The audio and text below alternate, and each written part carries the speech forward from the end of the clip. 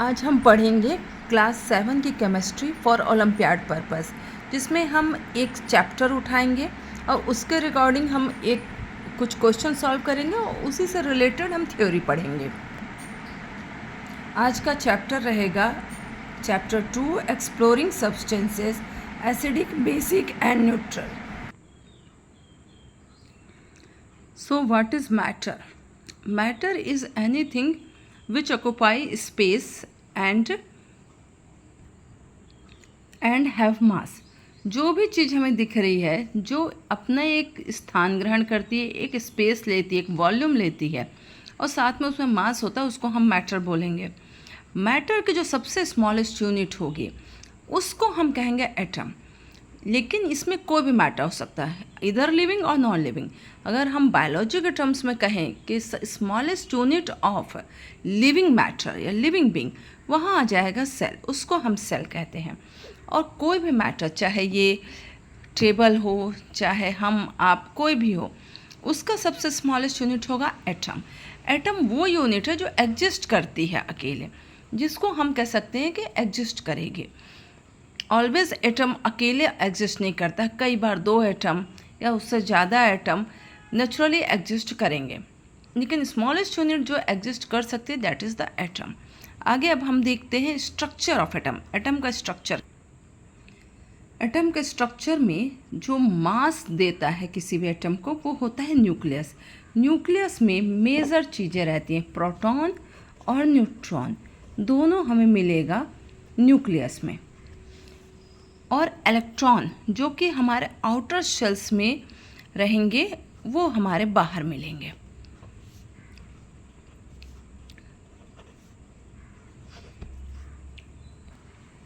अब एक शेल में जितने ही प्रोटॉन रहते हैं उतने ही इलेक्ट्रॉन रहते हैं।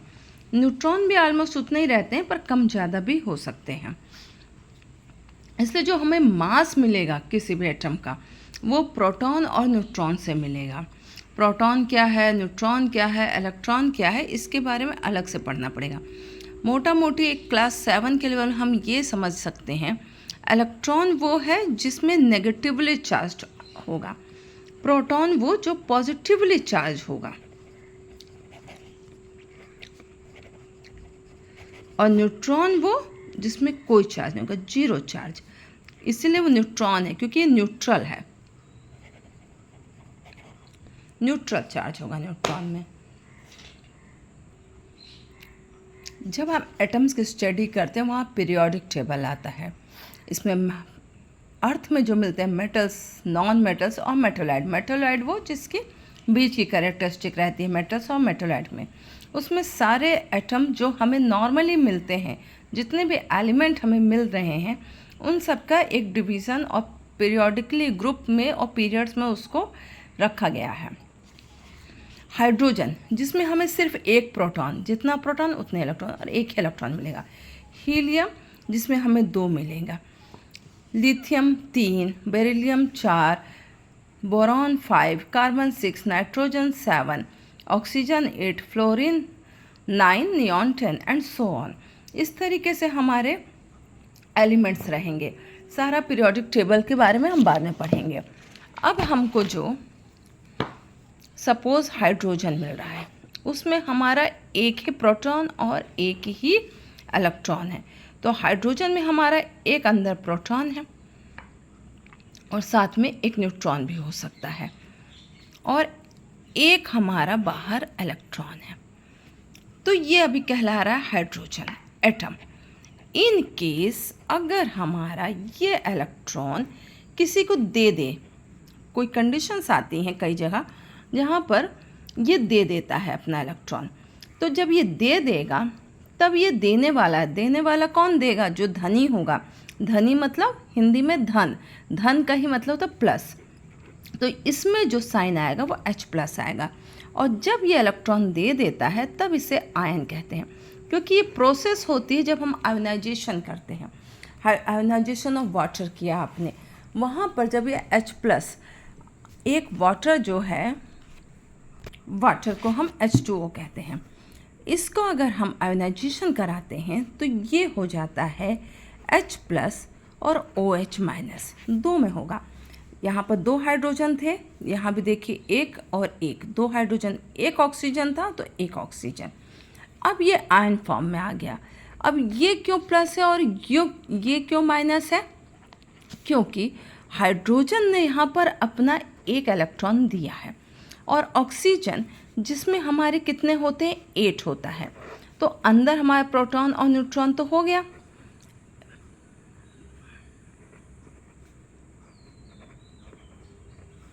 बाहर जब हमारे इलेक्ट्रॉन भी बटेंगे हैं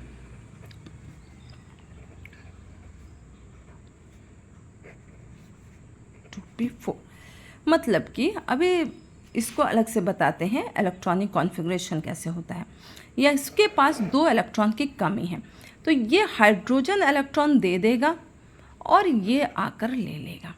चूँकि ये लेने वाला हमेशा ऋणी होता है, ऋण को इंग्लिश में माइनस कहते हैं, तो इसमें आएगा minus. So come to the topic, what is acid, what is base, what is salt.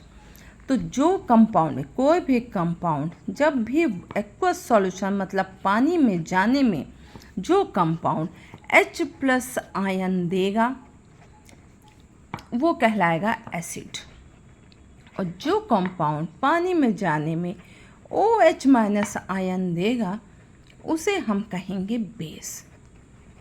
फिर सॉल्ट क्या है?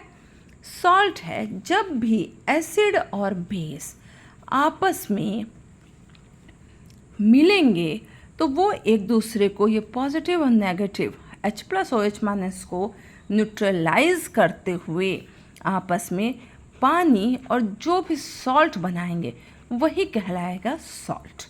तो जो भी कंपाउंड पानी में H+ आयन देता है वो एसिड है, जो OH- आयन देता है वो बेस है, और जो दोनों के एसिड और बेस के मिलने पर जो प्रोडक्ट बनता है उसे कहते हैं हम लोग सॉल्ट। क्यों? क्योंकि ये न्यूट्रल होता है, एसिड और बेस आपस में एक दूसरे को न्यूट्रलाइज करके और साथ में पानी को रिलीज करता है।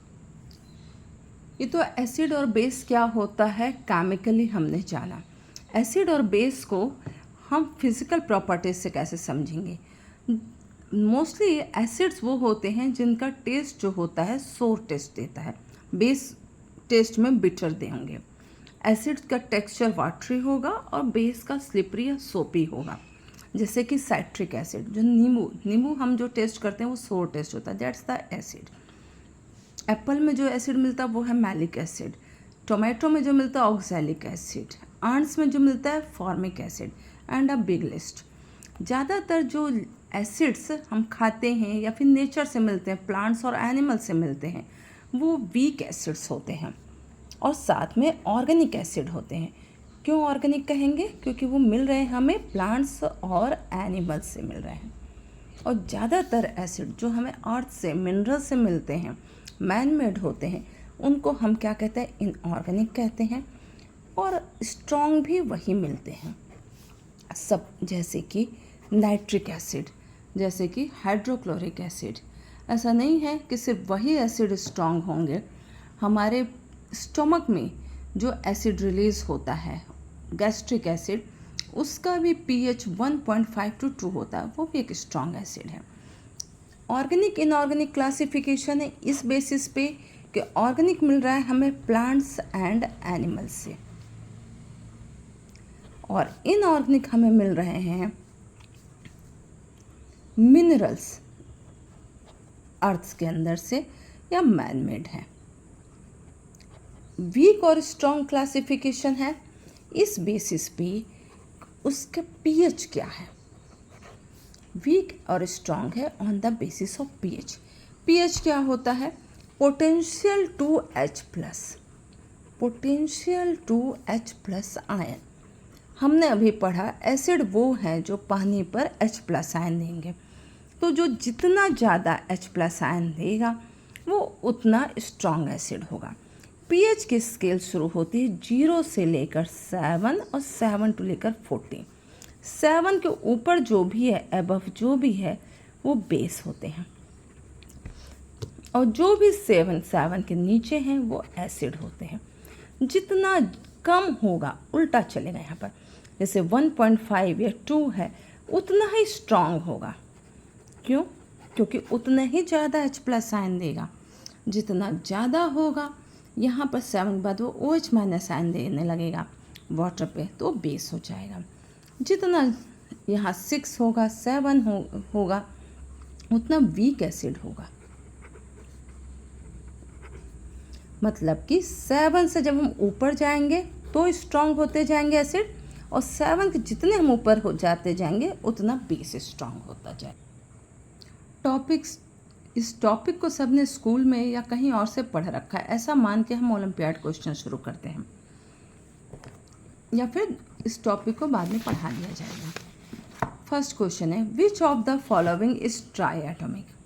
इस क्वेश्चन में ट्राई एटॉमिक, अभी जैसे हमने बताया एटम क्या है, अगर हम बात करें option B CO, carbon monoxide, इसमें कितने एटम हैं?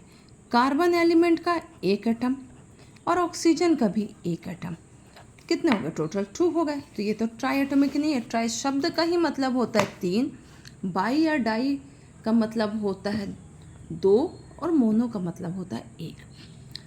फिर सी ऑप्शन देखें, CO3 2-, इसमें कितने हैं? कार्बन का 1 है, ऑक्सीजन के 3 हैं, टोटल 4 एटम हो गए। फिर NaCl, इसमें कितने हैं? सोडियम का 1 प्लस क्लोराइड का भी 1, मतलब टोटल 2। सिर्फ वाटर जो ऑप्शन है, इसमें 2 हाइड्रोजन के आ गए और 1 ऑक्सीजन का, टोटल कितने हो गए? 3 एटम। तो यही ट्राई एटॉमिक है। नेक्स्ट है, which of the following is a symbol of palladium. इसमें B है for boron, BE for beryllium, PD है पैलेडियम, AG है अर्जेंटेटियम। इस क्वेश्चन के लिए पीरियोडिक टेबल के most of the elements and their symbols पता होने चाहिए। नेक्स्ट है chemical formula of aluminium sulphate. इसको अभी क्लास 7 के लेवल में, इनिशियल लेवल में भी याद रखें, क्योंकि Al2SO4 थ्राइस है। इसका डिटेल समझने के लिए बैलेंसिंग द वैलेंसी समझना पड़ेगा, उसको फिर अलग से बताया जाएगा। अगला है oxide of iron can be represented as Fe2O3। Iron के 2 ऑक्साइड होते हैं, ये है ferric oxide Fe2O3, ferrous oxide है, एक होता है फेरिक भी Fe3O4। तो जो ऑप्शन है उसमें जाना है। Chemical formula gives information about. Chemical formula क्या होता है? जैसे Fe3O4, calcium sulphate, aluminium sulphate, ये सब केमिकल फार्मूला है। इसमें एक तो हमें ये पता चल रहा है कि इसमें कौन कौन से एलिमेंट्स हैं, प्लस ये भी पता चल रहा है कि वो एलिमेंट कितने, उस एलिमेंट के कितने एटम हैं। इसलिए इसमें दोनों पता चलेगा, elements which are present in a compound and total number of atoms of each element present in a compound. Nature नहीं पता चल रहा कंपाउंड का कि वो कैसा है, एसिडिक है, बेसिक है, सॉल्ट है, whatever. Which one is a bivalent ion. Bivalent क्या होता है? जिसकी वैलेंसी +2 या -2 हो। सोडियम की वैलेंसी 1 होती है, कैल्शियम की 2 होती है, सल्फाइड की होती है -2 भी और -4 भी। तो ये बाईवैलेंट है। वैलेंसी कैसे निकालते हैं? नेक्स्ट है the atomicity of K2Cr2O7 is simple. K2 में 2 हो गए के, 2 हो गए क्रोमियम के फॉर पोटेशियम है, और 7 हो गए ऑक्सीजन के। सिंपली ऐड देम ऑल, कितना हो जाएगा? 11। तो 11 एटम है।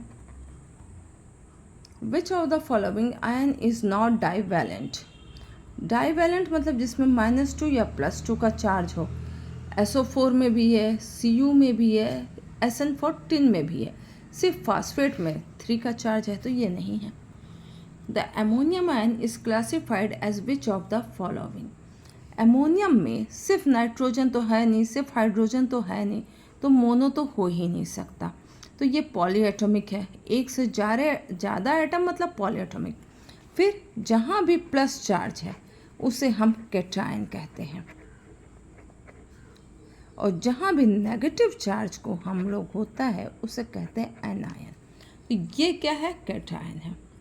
The acids which are obtained from the minerals present in earth are called inorganic acids. अभी इसको बताया था कि प्लांट्स और एनिमल से मिलेगा तो ऑर्गेनिक एसिड, और अर्थ में मिनरल्स में मिलेगा, मैन मेड होगा तो inorganic acid. That's it. Thank you everyone.